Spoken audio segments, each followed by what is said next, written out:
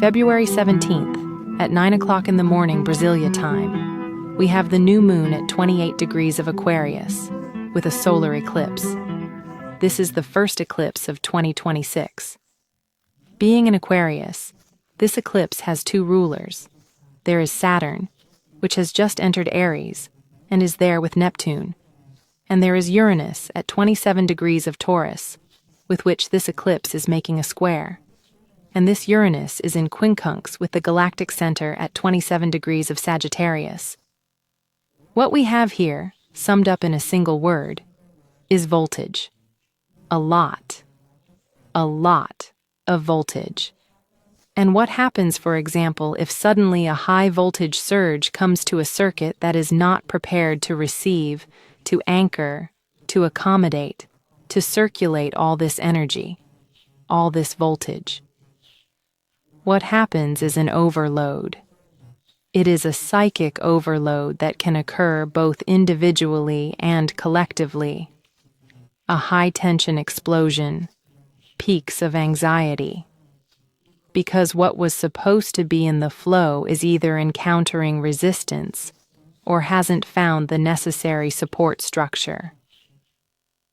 Only now, Saturn, which is what supports everything, has just entered Aries, meaning things that, until yesterday, you might have doubted you could handle.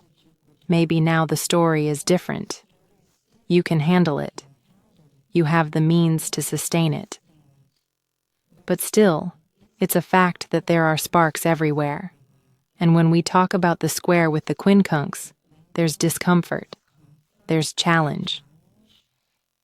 But this is a North Node eclipse, meaning it is focused on the future. It is focused on the best version of your destiny, where you should invest your energy. And it may be that the discomfort is precisely the breaking of what we still cling to, like this last gasp of hope. And this, celestial architecture says the following, in a very cold and direct way. Either there is profound, committed, and true transformation, or there is an end. This eclipse requires you to see without succumbing, to see without numbing yourself. And seeing is for the strong. The exact degree of this new moon is 28 degrees and 49 minutes. And then we have the following. Between May 30th and June 9th of 2025, Uranus was at 28 degrees of Taurus, and Saturn was at 0 degrees of Aries, before it retrograded back to Pisces. This means they were there, just like they are here. And there are great chances that this eclipse will bring back something that happened on those days, just as it indicates that during those days, there was something important happening for you to pay attention to, for you to invest in, when you think about your best future. The North Node is at 8 degrees. Spices conjunct Venus. Venus, when it is together with the North Node, which aims at the future in a solar eclipse in Aquarius, which also speaks about the future. It is desiring something that requires courage, like, I want X, but I don't. I didn't want to want X. I shouldn't want X. Because it is complex. It is laborious. It is too uncertain, or it seems too impossible to you. And the question is this: what do you want but you don't have the courage to want? Because that is the door you should enter now. So, let's brainstorm together here. And remember that Aquarius is the unexpected, the unpredictable. Aquarius rules: group, tribe, networks, ideologies, technology, space, ships, extraterrestrials, internet. With a ruling Taurus, right?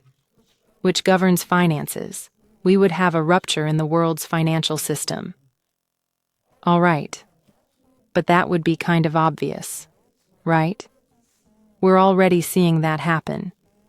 It could be a revelation, an announcement that something changes the flow and values of currencies in the world, or a major financial system hacked, or the collapse of a networking network.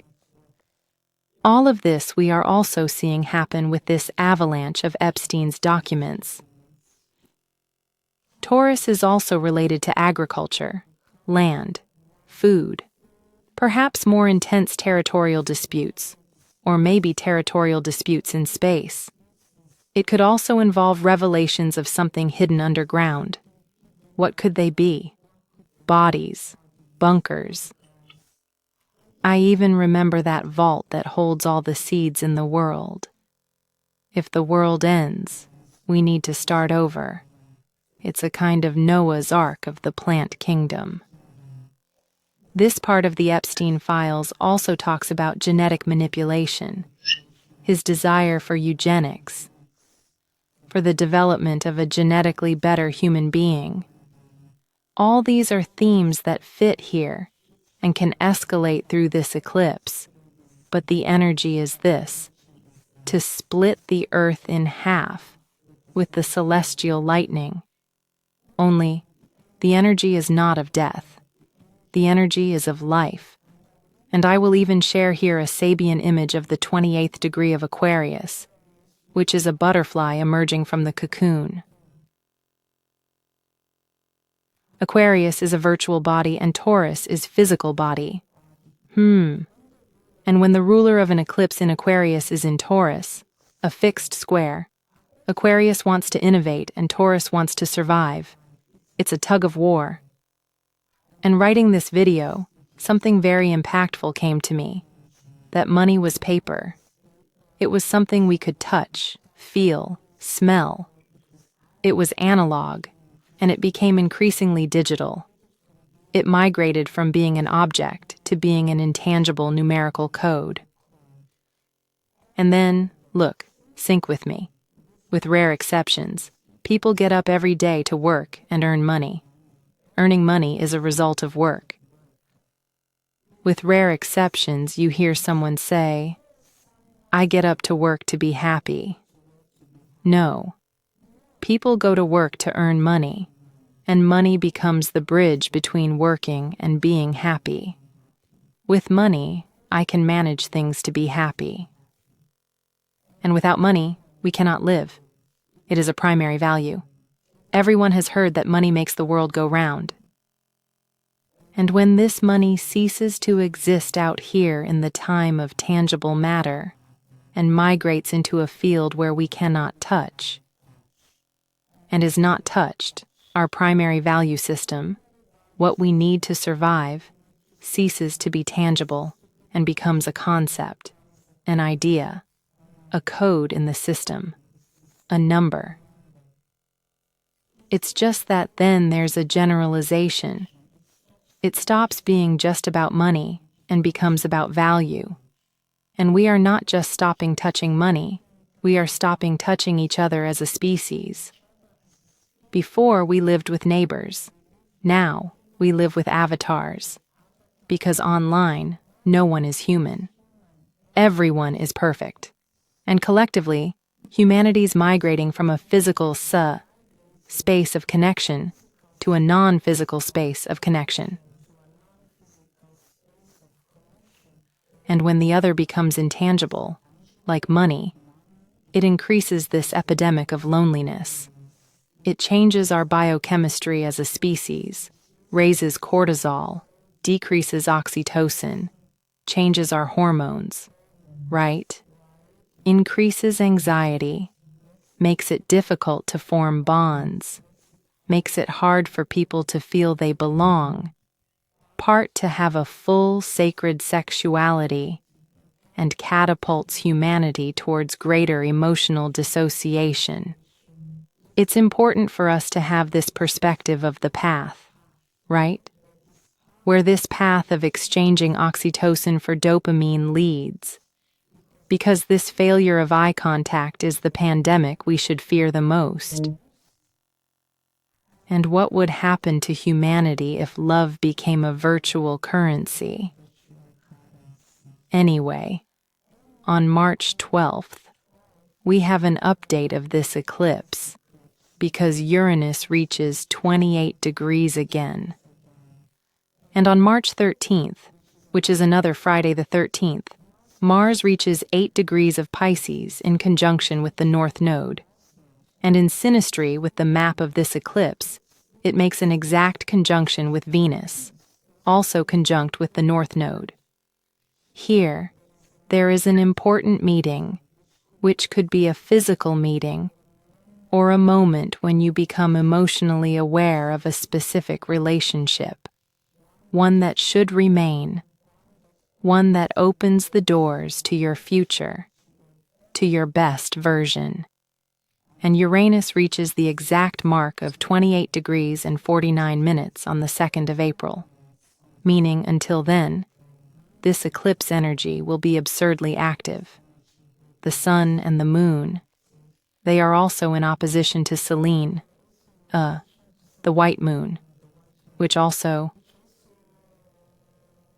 draws a lot of attention. It is also in square with Uranus. The white moon is a virtual point that counterbalances the energy of Lilith, and it represents blessings. It's like a guardian angel who protects while bringing light, wisdom, and kindness to the world. And she does this through you, meaning when you are exercising your gifts, your talents, you are channeling this energy into the world. You become a blessing for humanity. The white moon is there at 26 degrees of Leo, ruled by the sun, but it's an eclipsed sun, eclipsed in Aquarius. And considering that it is the expression of your highest talents, I interpret this as the need to break social roles so you can embody your own light. Yes. And this, besides being quite disruptive, requires absolute clarity that breaking social rules is not an outburst of anger. It is not rebellion. It's an internal revolution of one's own consciousness, claiming the space that belongs to it. Your body belongs to you. Your thoughts belong to you. Your emotions belong to you. Your choices belong to you.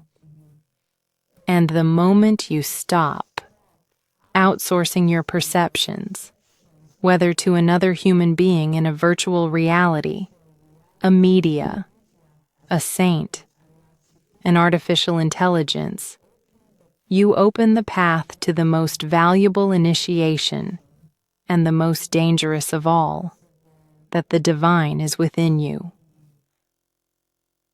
And maybe at this moment, you're going through difficult situations, but perhaps it is precisely these situations that are breaking out those patterns that still chain you to context, that do not allow you to move forward.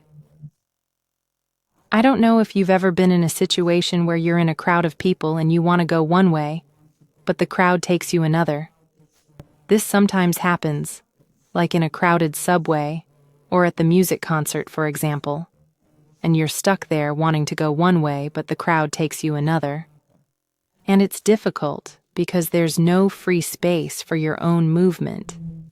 This eclipse comes to break this block, and then the question remains, who are you when the space becomes empty?